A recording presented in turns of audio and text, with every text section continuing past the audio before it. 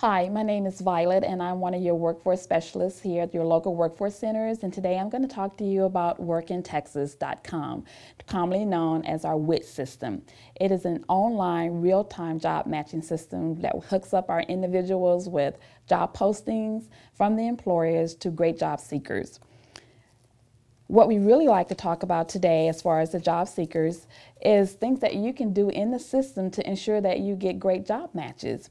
And some of the common questions that we receive often for individuals when we're working with them in the centers is how many occupations I can put into the system. The first thing though that you would need to do is actually register in the system, which costs the individual nothing.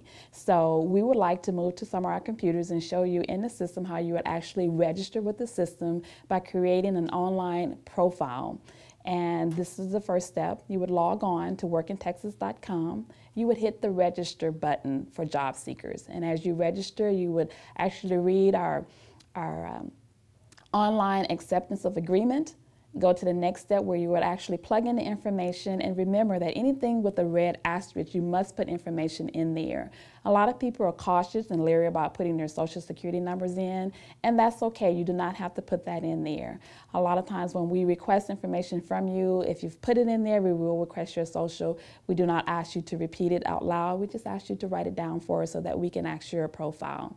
Once you're in the system and you're filling out the registration process, you don't want to stop with the process. It is a 5-step process until you actually match up with some job posting. If you get to the end of the registration, you have not asked for matched up with any job posting, we carefully and we ask you to seek some assistance from someone there in the center so that we can help you tweak your profile.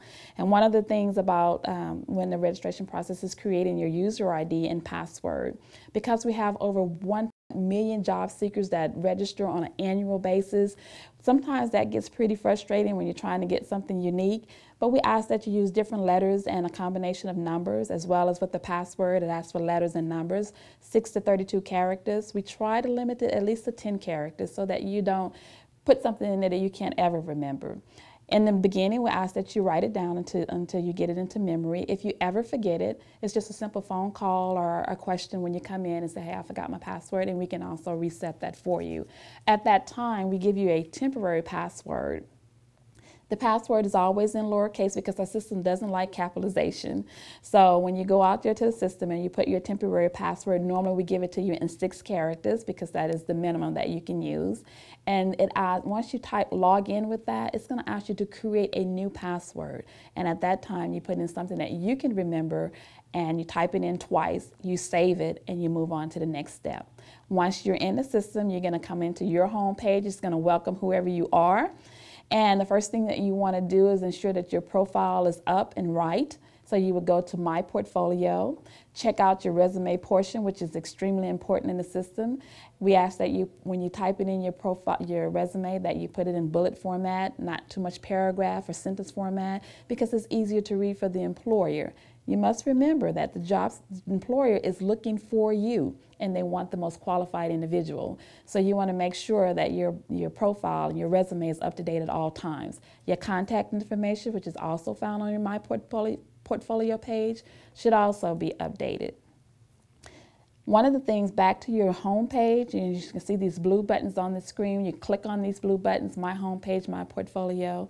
But you have access to viewing the latest job postings that you match up to. So the first thing you want to do is view your current matches. Those are all the job postings that came into the system since the last time you logged on.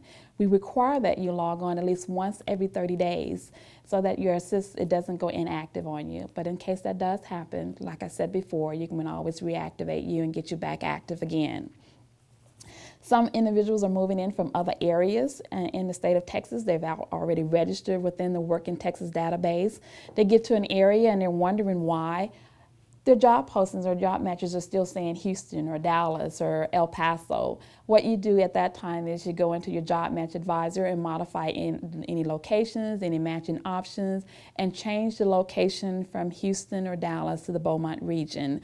And that should run another match again. That should give you job postings based on the occupation that you have in the system.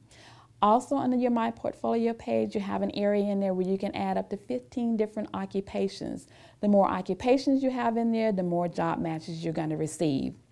Another important question the individuals ask is they come in, they're already ready to go, they have a resume in place, and they wonder if they can upload their resume into our Work in Texas database. Unfortunately, we don't have that capability where you can scan or actually upload it. So you just take the current resume that you have, your hard copy, and type everything that you have from your hard copy into our Work in Texas database. Makes it much simpler and easier, and before you know it, you're done with that, you save it. You want to ensure also that if you have a current driver's license, whether it's a Class C, which is our regular driver's license, commercial, Class A or B, you want to ensure that that is updated in the system always, especially if you're looking for driving positions. A lot of times, a job posting may indicate that you must have a valid driver's license. If that is not updated in the system, you can see it by just browsing jobs, and you're wondering, why don't I know how to apply to this job? Well, you need to go back, tweak some things in there, ensure that that is in the system, ensure your education is in your system. And you can do all of these things under your My Portfolio page in that area where it says Resume and State Application. Another important aspect of our Work in Texas database are our state jobs. If you're interested in matching up to any type of state jobs, there's a section in there where you can update your state application, and then you will be able to match up to state postings as well. Another thing that keeps individuals from getting the job postings that they're really interested in is the salary. There's a section in there when you're registered and you put a salary. Everybody wants to make top dollar. We understand that. You have to remember where you are. In different regions, different positions start at different salary rates. So if you're in, for instance, the process operator position, we know the going salary rate for entry-level process operator is $21.50. If you move toward Houston or Dallas, Fort Worth area, that may go up. So you don't want to overbid yourself out of a job posting. Doesn't say you have to work for less than $21.50, but I recommend starting at $15 an hour if you're looking for process operating jobs. If you have a variety of skills and you know that you're just seeking work for anything, we recommend a little bit over the minimum wage. Right now it's $6.55, put it in maybe $7, $8. And yes, no one wants to work for that amount of money, and it doesn't say you have to, but at least you can find out what's in the system.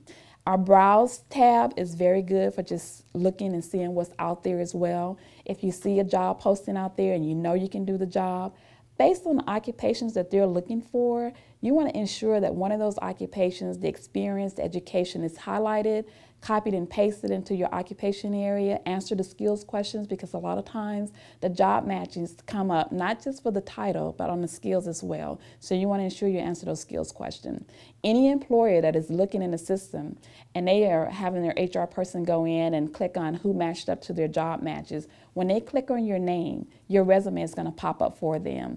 You want to make sure that everything is tight in your system and that your resume is ready to go so that you're the job seeker that they're looking for. Another aspect or feature that we want to ensure we tell you about in Work in Texas is that when you log on to your home page, you're actually in your home page and you view your current matches, when you click on View the Job Posting, one thing you want to remember is when you go down to the bottom of the page, you click on, you're going to see 4 small blocks: how to apply, interested, not interested, and also decide later. The one that is the how to apply, that's the way you're going to find out how to contact the employer to apply for that job posting. When it brings you to the next page, the next step would be, am I interested, not interested, or decide later. Click on interested if you're interested. Click on not interested if you're not interested. And if you click on decide later, that job posting will remain in your current matches until you decide you're not interested in it. If you say interested, it's going to actually move that job posting out of your view current matches profile into your my interested list. So it didn't go away, it didn't disappear, but it's now in your my interested list, and you can click on it any time to go back and review how to contact an employer to actually apply for that job posting. And then when you log back on to view your current matches, those same job postings that you see month after month, week after week will not be there because you would actually move it out of that area. There's another feature in Work in Texas called Message and Alerts. You actually have the option now, if we're closed and you're logging on late after hours, that you can actually send an email to answer your question, or if you're too busy to come in and you need some answers. If you email us, we will be able to answer that question for you. We actually have now a call center that answers all the calls and email alerts that come in from the job seeker. One thing to remember though, if your Workforce Solutions office is not one of the local ones in the region, for instance, you may be in the Beaumont region now, but you actually register in the Tyler region or maybe the Houston region, you need to go in and click on the area where it says your preferred Workforce Solutions office, change that location. And you can do that as well under the portfolio area for occupations and selecting a location. Because now when you send that job match or send that alert or message, you want that information to go to our people here in the Beaumont region, not back in Tyler or the Houston region where you once before. So today I've talked to you about things that you can do to make sure that your Work in Texas profile is going to get you the job that you're looking for and that the right employer is looking for you. So if you have any questions and you're in the center, please feel to ask them. If you're working from home, it's just a phone call away, and you can find our phone numbers on our website. Thank you and have a great day.